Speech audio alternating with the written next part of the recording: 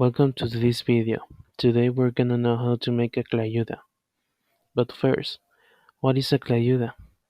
Tlayudas are one of the most iconic foods from the state of Oaxaca in Mexico. Tlayudas oaxaqueñas are a simple street food that you'll find at markets, restaurants, and local eateries. But we are here to know how to make them, so now we're gonna need some big tortillas, beans, tasajo, Oaxaca cheese, and asiento. First, start by roasting the meat called tasajo, then we shred the Oaxaca cheese and put them in the bowl to use them later. Then we add the asiento in the tortillas and the beans, and after that we cut the roast meat and it to the tortilla with beans. Then we spread the shredded cheese, and now it's time for the moment we have been waiting for.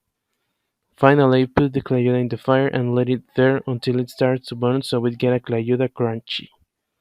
And that's everything. Enjoy your clayuda. Goodbye and buen provecho.